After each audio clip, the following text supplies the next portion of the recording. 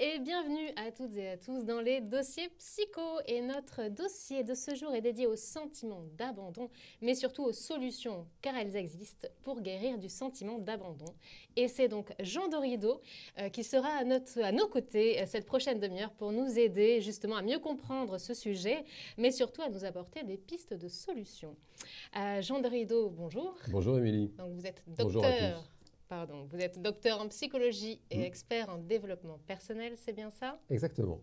Parfait. Vous êtes également créateur de l'application Zenfi, dédiée à la méditation. Certains reconnaîtront votre voix car vous intervenez en radio, c'est ça? Vous pouvez en citer quelques-unes? Oui, toutes les semaines, ma chronique Ça va mieux en le disant sur Sud Radio. Et je passe aussi régulièrement, généralement tous les mois, sur France Bleu, dans l'émission consacrée au bien-être dans la vie quotidienne. D'accord. Et en télé aussi, je crois. C'est bien ça? Alors, il m'arrive, c'est vrai, de passer assez régulièrement dans l'émission Crimes et faits divers sur Énergie 12, dans l'émission de Jean-Marc Morandini, D'accord. pour, ma foi, tenter de comprendre, d'expliquer, si c'est possible, ce qui se passe dans la tête des criminels lorsqu'ils passent à l'acte. D'accord, très intéressant. Peut-être qu'un jour on abordera ce sujet ensemble. Pourquoi pas, c'est fascinant. Oui. Et bien entendu, donc, vous pouvez interagir pendant cette émission si vous-même souffrez, par exemple, de ce type d'abandon. Enfin voilà, si vous avez ce sentiment d'abandon ou que vous connaissez quelqu'un et que vous essayez de l'aider, n'hésitez pas à interagir, à nous envoyer un petit message sur les réseaux sociaux. Voilà, mais d'abord peut-être on va commencer un petit peu par décrypter ce sujet, savoir de quoi on parle quand on parle d'abandonnisme ou de sentiment d'abandon. Alors en fait, c'est vrai que certaines personnes souffrent de ce qu'on peut appeler une blessure d'abandon. Généralement, c'est quelque chose qui va trouver sa racine dans l'enfance, hein, comme c'est souvent le cas en psychologie. La période de l'enfance est une période durant laquelle on se construit, c'est une période d'apprentissage, et notamment l'enfant, dès vraiment les toutes premières semaines de son existence, va apprendre l'aspect relationnel de l'existence, notamment à travers les relations qu'il entretient avec ses parents. Et pour diverses raisons, il peut arriver que une personne, voilà, un petit garçon, une petite fille, très souvent à l'âge d'être bébé, eh bien, se sentent abandonnés. Ça ne veut pas dire que les parents ont effectivement abandonné l'enfant. Ça peut arriver, par exemple, à l'occasion de l'arrivée d'un petit frère, d'une petite sœur. Les parents sont mécaniquement beaucoup plus, je dirais, occupés par le nourrisson. Et donc, je dirais de façon un petit peu, encore une fois, mécanique, ils s'occupent moins, ils ont moins de disponibilité pour l'aîné. Et donc, à cette occasion, typiquement, eh bien, l'enfant peut ressentir un sentiment d'abandon. Alors, il y a des personnes chez qui tout ça, je dirais, se passe très bien et il n'y a pas vraiment de blessure qui reste. Et puis, il y a des personnes, eh bien, chez qui ce sentiment d'abandon va rester un peu comme une blessure. C'est un petit peu comme quelqu'un qui se brûlerait et qui resterait, je dirais, sensible. Dès qu'on va toucher ou même approcher la main de la blessure, ça va réactiver de la douleur. Et c'est le cas pour certaines personnes qui, même à l'âge adulte, eh bien, vont conserver ce que l'on appelle une blessure d'abandon. Et cette blessure va avoir des répercussions dans leur vie sentimentale et même, je dirais, dans leur vie relationnelle au sens large. Très bien. Alors là, vous avez abordé effectivement l'arrivée du petit frère, de la petite sœur, etc. Est-ce qu'il y a d'autres causes fréquentes que vous rencontrez par exemple? Alors oui, les causes fréquentes, ça peut être même de déposer l'enfant chez les grands-parents, par exemple, à l'occasion notamment des grandes vacances. Les parents souvent veulent bien faire. Ils disent voilà, nous on travaille, on est peu disponible, ce sont les vacances, on va mettre l'enfant ou les enfants à la campagne, chez leurs grands-parents, ils seront bien. Et là aussi, certains enfants peuvent mal vivre cette expérience. Ça peut être des parents qui sont paradoxalement très très amoureux l'un de l'autre, comme ça arrive fréquemment chez les personnes oui, qui décident de faire un enfant. Toutefois, eh bien, il peut arriver que cet amour un peu fusionnel des parents eh bien, ait du mal à faire de la place, à faire de l'espace pour le nouveau-né et c'est aussi une situation typique de personnes qui ont du mal à, je dirais, se sentir aimées. Et donc, elles se sentent abandonnées, elles ont le sentiment que, voilà, il n'y a personne pour les aimer. Et ce sentiment d'abandon peut avoir des répercussions, notamment sur l'estime de soi, puisque la personne finit par se dire, parfois sans s'en rendre compte, à un niveau inconscient de son esprit, elle finit par se dire qu'elle n'a pas de valeur, qu'elle ne mérite pas d'être aimée. D'accord.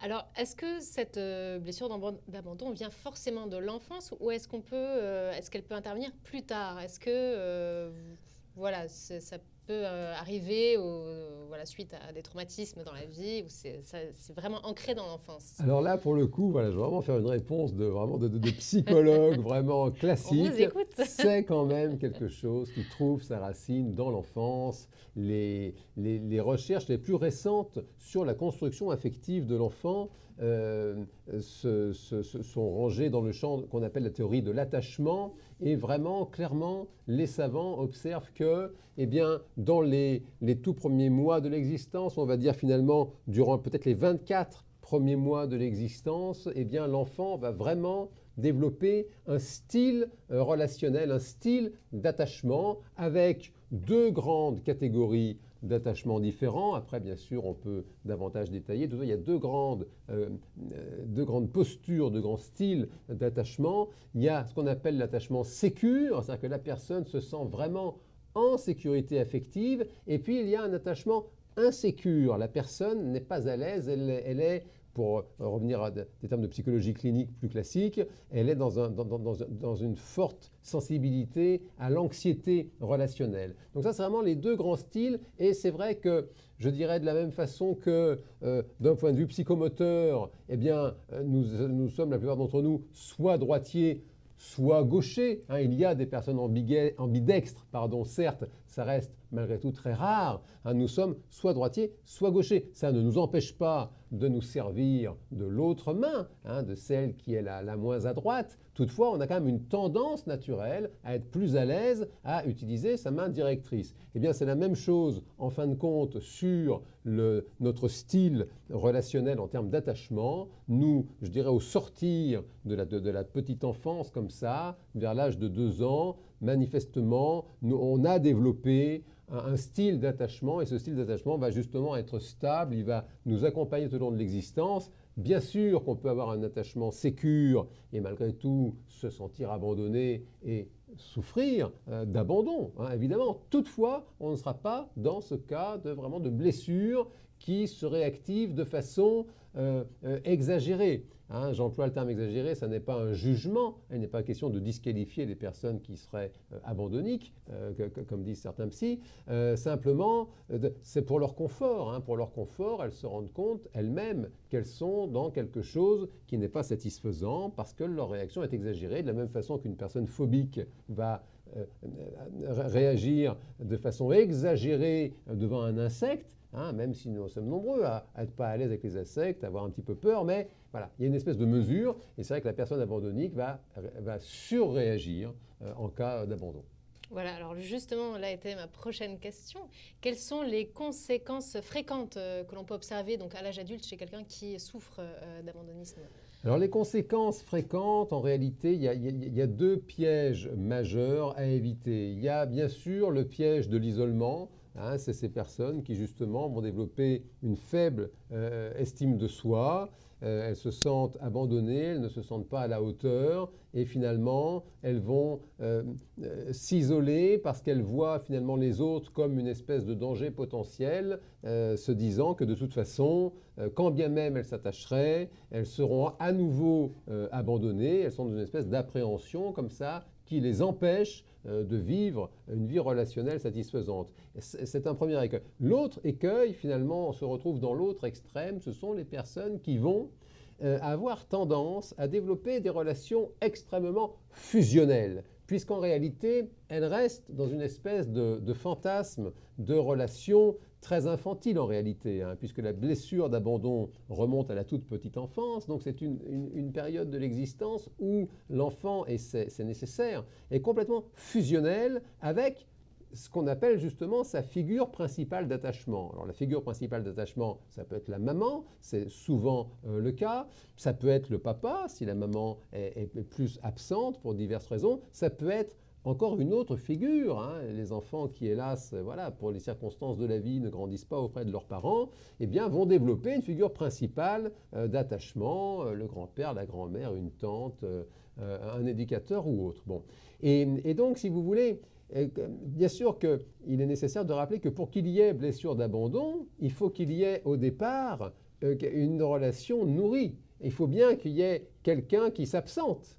Pour que le sentiment d'abandon puisse naître. Les personnes qui sont seules au monde depuis toujours, hélas, bon, on l'a vu avec les travaux sur l'hospitalisme, ne se développent pas correctement. Donc, les personnes qui souffrent d'abandon, c'est qu'il y a eu une figure idéale, très fusionnelle dans la toute petite enfance, et puis, pour une raison ou pour une autre, il y a eu un sentiment que cette figure disparaissait subitement, donc abandonnait l'enfant. Et donc, c'est le deuxième écueil, c'est que la personne souffrant d'abandon va chercher, parfois inconsciemment, à retrouver une figure idéalisée d'un amour total, un amour fusionnel. Et ça, c'est parfois compliqué à vivre dans la vie de tous les jours parce que la fusion, même en sciences physiques, on le rappelle, la fusion, c'est quand 1 plus 1, ça fait moins de 2. Et donc, ça peut faire des relations très douloureuses à l'arrivée. Oui, c'est ça. Et en fait,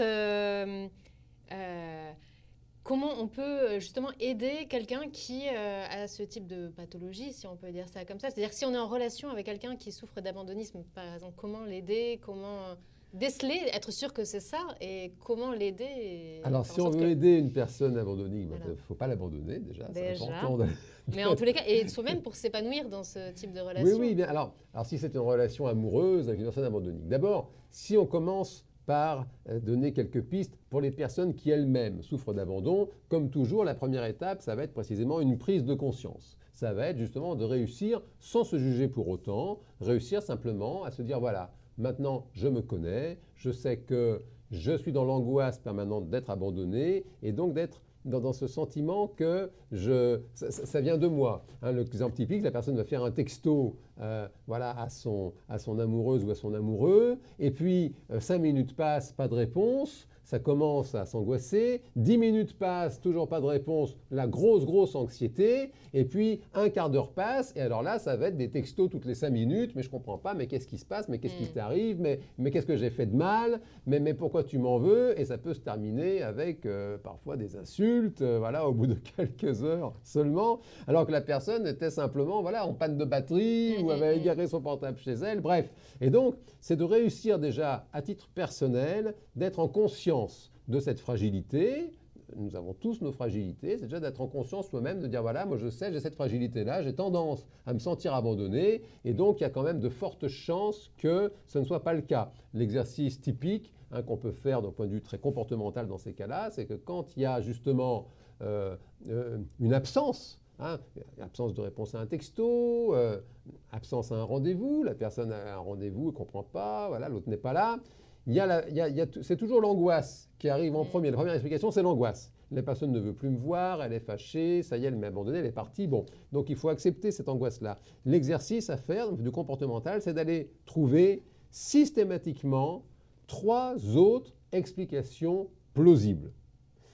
Peut-être que la personne a oublié le rendez-vous, peut-être qu'elle a eu une urgence, elle n'a pas pu me prévenir, peut-être qu'elle est coincée dans un métro ou dans le bus, une zone où il n'y a pas de réseau, et voilà, elle est dans l'incapacité de m'envoyer un message. Et c'est un bon exercice parce que déjà, ça travaille un petit peu à ouvrir l'esprit sur d'autres possibilités et ça a tendance à atténuer les angoisses. Ça, c'est des conseils que l'on peut donner aux personnes qui ont le sentiment que peut-être elles souffrent d'une blessure d'abandon. Pour l'entourage, tout le travail, ça va être de trouver la bonne distance. C'est-à-dire que justement, c'est important, on le disait tout à l'heure sur le ton de l'humour, de ne pas abandonner la personne, bien sûr. C'est important aussi de ne pas la suivre dans quelque chose de fusionnel. Oui, parce que d'entretenir, bah oui, finalement. parce que ça, c'est pas bon. Encore une fois, la fusion, ça crée des relations à l'arrivée qui sont violentes, parce que, y compris les personnes abandonnées, qui au bout d'un moment finissent par elles-mêmes avoir besoin de respirer.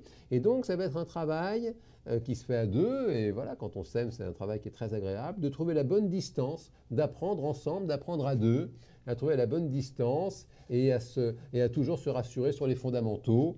Hein, voilà, de se dire, voilà, ne t'inquiète pas, voilà, je serai là, et en même temps, tu comprends, voilà, que c'est normal, chacun a besoin, même matériellement, d'avoir un peu de temps pour travailler, pour s'oxygéner, et ça, c'est un apprentissage en réalité.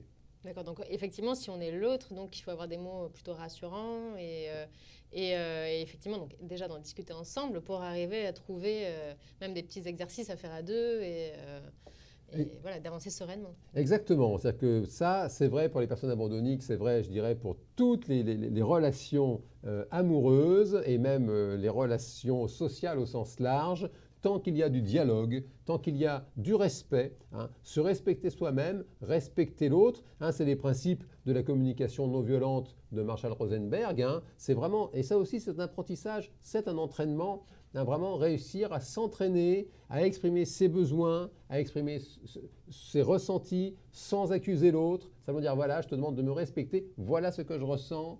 Hein, mais qu'est-ce qu'on peut faire? Et si l'autre, ma foi, travaille dans le même sens, d'écouter, d'exprimer lui aussi ce qu'il ressent, là, on vit de très très belles histoires. D'accord. Et alors donc pour revenir un petit peu à l'origine de ça, on a parlé donc des origines de l'enfance, c'est ça. Est-ce qu'il y a quelque chose à réparer de ce côté-là ou c'est simplement à l'âge adulte, voilà, on a conscience de son souci et puis on avance avec malgré tout ou est-ce qu'il y a Alors, des merci de petits cette très conseils? bonne question, Émilie. Alors, sur la réparation de l'enfance, il y a différentes choses. C'est vrai que même si l'enfance est passée, par définition, on ne peut pas la refaire. Toutefois, ça peut vraiment aider certaines personnes eh bien, de revenir sur cette période avec les parents, de dire, tu sais, voilà, quand mon petit frère, ma petite sœur est arrivée, je me demande si aujourd'hui, c'est pas encore difficile pour moi à vivre. Et parce que d'avoir certains mots à ce moment-là, de dire ah mais enfin tu comprends avec ton père, on avait tellement peur parce que s'il suffit que le petit dernier ait une santé fragile par exemple, alors évidemment les parents vont être beaucoup dessus et tu comprends on avait tellement peur avec ton père et ça peut être l'occasion de s'entendre dire eh bien qu'on est aimé, que voilà, ça peut vraiment participer, hein, le fait d'en reparler avec ses parents, ça peut vraiment aider à quand même venir guérir un petit peu cette blessure. Ça, c'est vrai. Et ça peut participer à donc un autre aspect hein, sur la guérison de l'enfance, c'est finalement quelle histoire je vais me raconter sur ma propre enfance. C'est-à-dire que, encore une fois, le passé n'existe plus. Ce qui existe, c'est l'idée que je me fais du passé. Et on peut parfois s'auto-manipuler, je dirais, en partant dans comment dire, des romans personnels qui ne sont pas la réalité ou en tout cas qui ne sont pas satisfaisants pour bien vivre sa vie. Donc c'est vrai que ça peut être en discutant avec ses parents, ça peut être avec un psychologue ou un psychothérapeute à l'occasion d'une thérapie personnelle, de revenir sur son enfance, c'est assez classique, hein, c'est un des fondements de la psychanalyse, revenir sur son enfance pour finalement se réapproprier son histoire et se la raconter différemment jusqu'à trouver finalement un récit qui soit satisfaisant pour soi, qui finisse finalement par permettre à la personne de se dire, dans le fond, je ne suis pas abandonnique finalement, voilà, je suis comme je suis, voilà, j'ai besoin d'être aimé, peut-être plus que d'autres, et déjà de s'accepter tel que l'on est, ça fait le plus grand bien.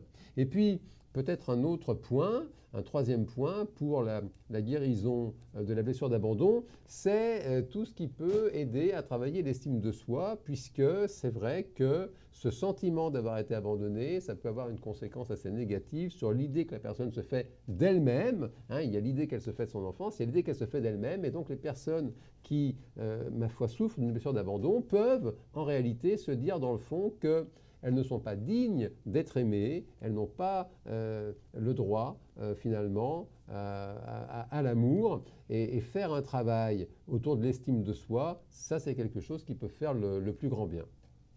Très bien, merci beaucoup pour ces précisions. Alors j'ai une autre question. Donc on associe tout cela bien sûr à l'enfance. Si soi-même donc on est parent, on sait qu'il n'y a pas de recette magique pour être de bons parents, c'est toujours très compliqué.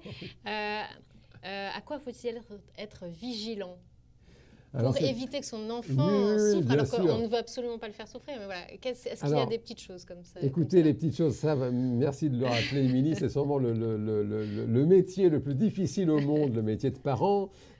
Simplement, c'est vrai que d'être, je dirais, vigilant aux demandes et aux besoins de l'enfant, ça c'est vraiment très très important, notamment dans cette tendre enfance comme ça, les 24 premiers mois, d'être vigilant. Alors en plus, là c'est très compliqué parce que dès que vous mettez un spécialiste de la tendre enfance, vous avez au moins 2 avis différents.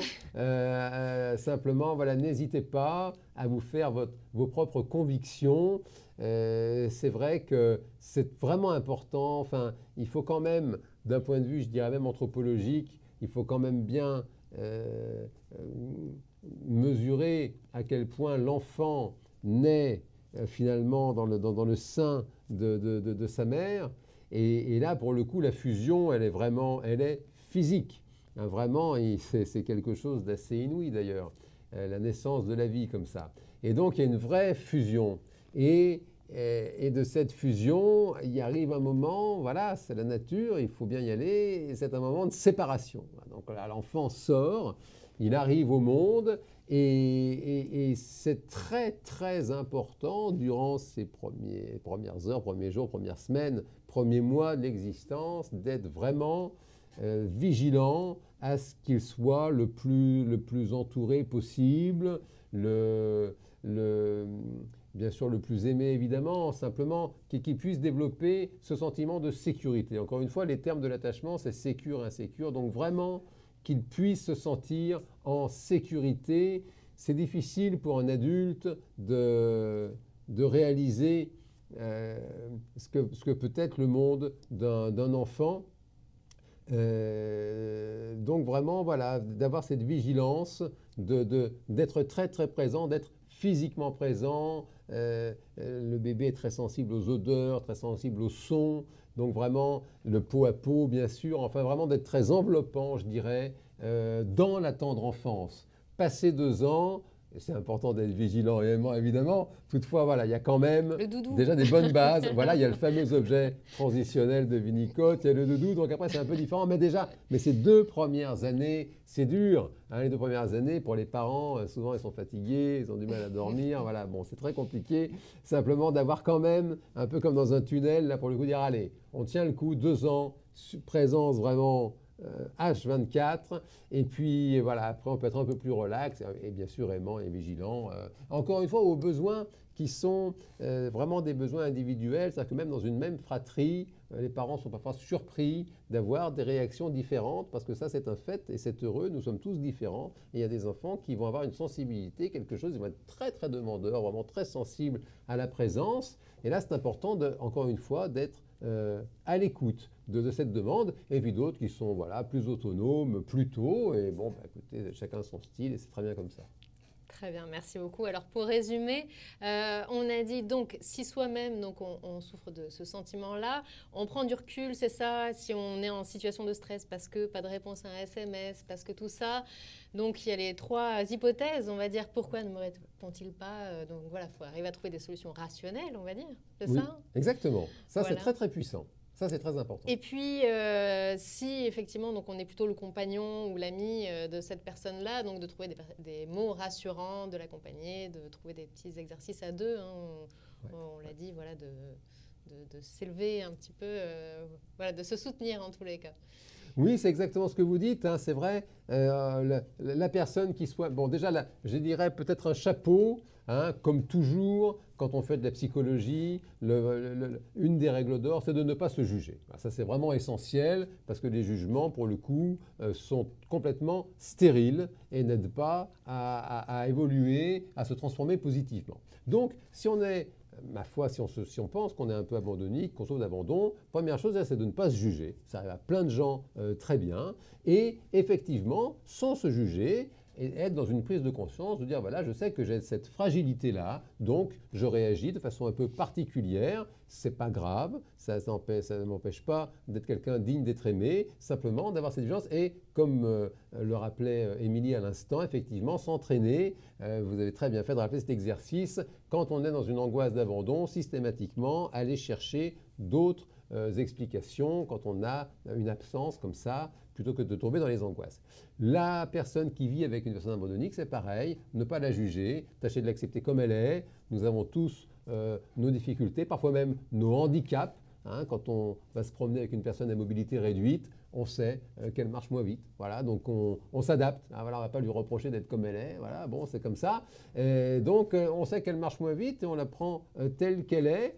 Et c'est aussi de s'autoriser à ce moment-là, parfois, de dire bah, écoute, là je te propose qu'on se retrouve sur place plutôt que d'y aller ensemble, parce que voilà, là je ne suis pas forcément dans l'énergie de m'adapter à ton rythme. C'est vraiment d'être dans un échange respectueux, aimant et bienveillant. C'est vraiment, voilà, quand il y a du respect, de l'amour, de la bienveillance, vous ne pouvez pas vous tromper. Et puis peut-être le dernier point, pour rester sur une note réaliste et donc optimiste, il est possible de guérir de la blessure d'abandon justement à travers un travail personnel.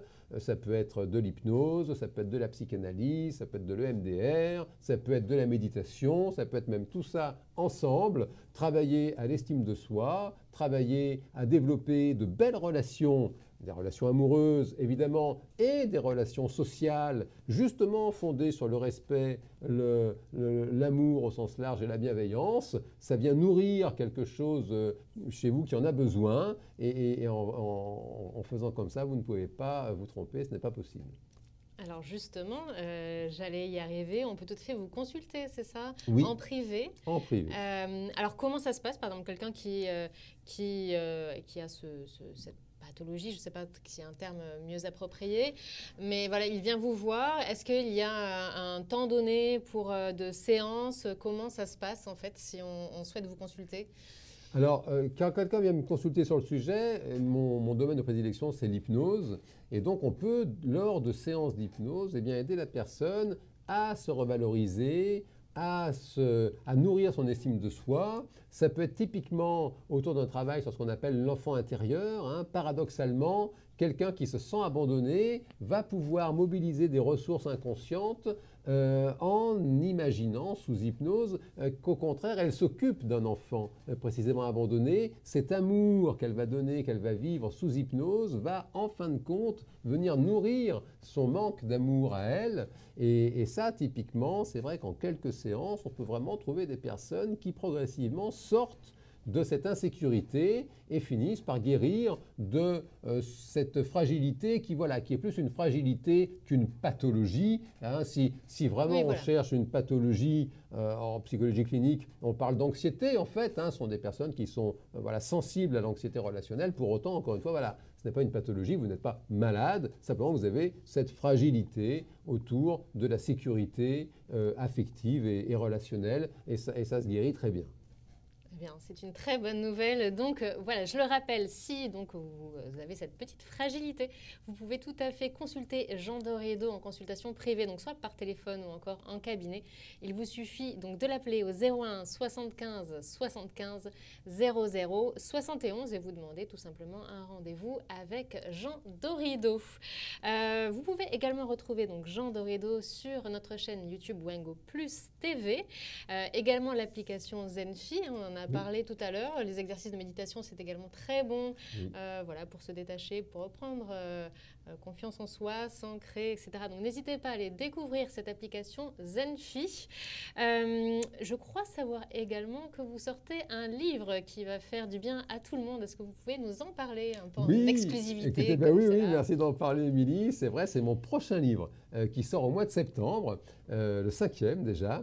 Et c'est un livre qui parle de la psychologie du bonheur. En fait, c'est assez extraordinaire. Depuis quelques années maintenant, le bonheur est enseigné à Harvard et dans d'autres universités prestigieuses de par le monde. En réalité, les savants ont observé que le bonheur peut se travailler, je dirais, à titre personnel. Bien sûr que le bonheur dépend, dans une certaine mesure, des circonstances de l'existence, de ce qui se passe autour de soi. Pour autant, autant, il y a une part vraiment importante en réalité du bonheur qui dépend vraiment eh bien, de ce qu'on fait, de comment on pense.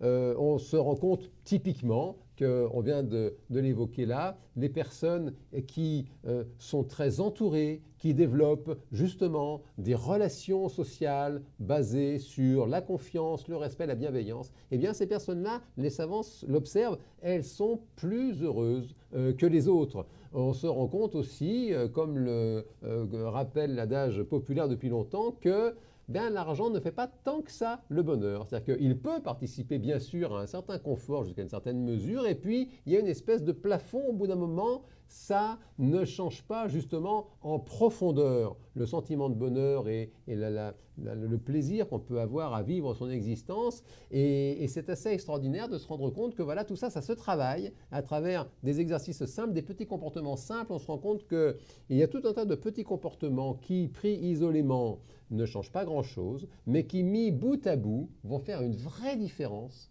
dans la qualité de l'existence que la personne vit au quotidien. On peut apprendre à être plus heureux et ça vaut la peine. Très bien, on a hâte de découvrir cela et puis vous reviendrez nous en parler. Avec plaisir. C'est ça, hein, parfait. Et puis, on a décidé, donc juste avant cette émission-là, que nous reviendrions très très vite et avant l'été pour vous parler d'un autre sujet plein de bonheur, dédié donc aux amours de vacances, c'est ça ? Oui, écoutez, effectivement, c'est une thématique, ma foi, assez d'actualité. Les vacances, c'est une occasion de travailler l'amour. Ça peut être de se retrouver pour des personnes qui sont amoureuses depuis longtemps et qui peuvent avoir tendance à se perdre de vue pendant le tumulte de l'année. Ça peut être l'occasion pour les personnes célibataires, ma foi, de faire des rencontres, les fameuses amours de vacances. Et puis, il peut y avoir aussi, pour certaines personnes qui sont, par la force des choses, je dirais, éloignées de leur amoureuse ou de leur amoureux, il peut y avoir des tentations et voilà, c'est important de savoir comment réagir au mieux pour ne pas se faire mal et se respecter. Alors il y a vraiment énormément de choses à explorer, je dirais, sur cette thématique des amours de vacances et ça devrait être une belle émission, j'imagine. Voilà, on ne vous laissera pas partir comme ça, livré à vous-même. On reviendra très vite donc, pour vous parler de ces amours de vacances et conseils donc, de Jean Dorido. Jean, c'était un bonheur de vous avoir parmi nous aujourd'hui. Un bonheur partagé, ma chère Émilie. Merci beaucoup. Un petit mot peut-être avant de nous quitter. Est-ce que vous avez quelque chose à rajouter ? Un petit mot, bah écoutez, nous sommes, voilà, je ne sais même plus, le 26, non, le 25 juin. En direct le 25 juin, donc vraiment ça y est, c'est l'été. Donc voilà, un petit mot, vraiment souhaiter un très très bel été aux personnes qui nous écoutent et souhaiter un bon brevet des collèges. Voilà, on ne sait pas quand d'ailleurs, on sait plus trop. Ça a été décalé, ça y est, voilà, ce sera lundi, mardi. Donc bon, on leur souhaite vraiment que ça se passe au mieux et vraiment, voilà, pensez à vous respecter, pensez que vous avez de la valeur et vraiment faites-vous du bien, voilà, vous le méritez. Merci beaucoup, Jean. Merci, Émilie. Merci à toutes et à tous de nous avoir suivis et on vous dit à très bientôt. D'ici là, soyez heureux et prenez bien soin de vous. À bientôt.